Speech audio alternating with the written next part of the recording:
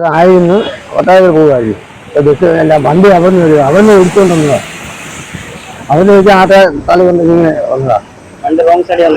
ആ സൈഡ് വന്നതാ. അത് ആയിട്ട് വന്നതാ വണ്ടി. അപ്പോഴേ ഇവിടുന്ന് ആട്ടം അങ്ങോട്ട് വന്നിട്ടല്ലോ. അപ്പൊ അത് ഇങ്ങോട്ട് കയറി ഇടിച്ച് അത് ഇടി കൊണ്ട് കറങ്ങി വന്നതായി ആട്ടം. ആ ഇടി ശക്തി കൊണ്ട് ആട്ടം ഇങ്ങനെ വന്നു. ഈ വണ്ടി റോങ് സൈഡ് വന്നതാണോ?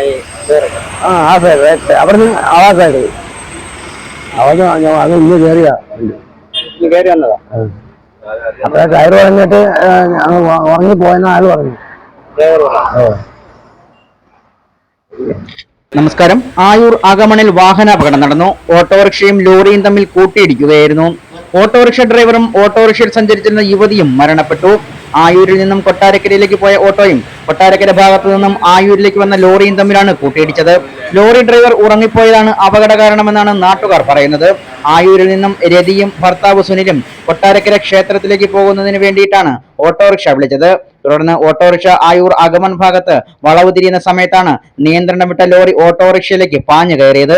ഓടിക്കൂടിയ നാട്ടുകാർ ഓട്ടോറിക്ഷ ഡ്രൈവറെയും യാത്രക്കാരെയും അഞ്ചലിലെ സ്വകാര്യ ആശുപത്രിയിൽ എത്തിച്ചെങ്കിലും ഓട്ടോ ഡ്രൈവർ മരണപ്പെടുകയായിരുന്നു. തുടർന്ന് 11 മണിയോടുകൂടി അപകടത്തിൽ ഗുരുതരമായി പരിക്കേറ്റ് ചികിത്സയിൽ കഴിഞ്ഞ രതിയും മരണപ്പെട്ടു. ഭർത്താവിനെ തിരുവനന്തപുരം മെഡിക്കൽ കോളേജ് ആശുപത്രിയിലേക്ക് മാറ്റി. രാത്രികാലങ്ങളിൽ അമിത ഭാരവും കയറ്റി വരുന്ന ലോറികൾ അപകടത്തിൽപ്പെടുന്നത് ഇപ്പോൾ പതിവായിരിക്കുകയാണ്. കൃത്യസമയത്ത് ഡ്രൈവർമാർ വിശ്രമിക്കുന്നില്ല എന്നുള്ളതാണ് പ്രധാനപ്പെട്ട കാരണം. കഴിഞ്ഞ ഒരാഴ്ചയ്ക്ക് മുന്നെയാണ് കൊട്ടാരക്കര പനവേലിയിൽ ബസ് കാത്തു നിന്ന 2 യുവതികളെ പാഴ്സൽ വാൻ ഇടിച്ചു തെറിപ്പിച്ചതും യുവതികൾ മരണപ്പെട്ട സംഭവവും ഉണ്ടായത്. തുടർന്നാണ് വീണ്ടും ഇത്തരത്തിൽ ആയൂരിൽ ഒരു അപകടം സംഭവിച്ചിരിക്കുന്നത്. സാധനങ്ങൾ കയറ്റി വരുന്ന ലോറികൾ ഭൂരിഭാഗവും ഉറക്കമില്ലാതെയാണ് ഡ്രൈവർമാർ വാഹനം ഓടിച്ച് അപകടത്തിൽപ്പെടുത്തുന്നത് എന്നാണ് ജനങ്ങൾ പറയുന്നത്. വാഹന ഉടമകൾ ഇനിയെങ്കിലും ഇക്കാര്യത്തിൽ അടിയന്തരമായി ശ്രദ്ധ പതിപ്പിച്ചില്ലെങ്കിൽ വാഹന ഉടമകൾക്കെതിരെയും കുറ്റം ചുമത്തി കേസെടുക്കണമെന്നാണ് പൊതുജനങ്ങൾ പറയുന്നത്.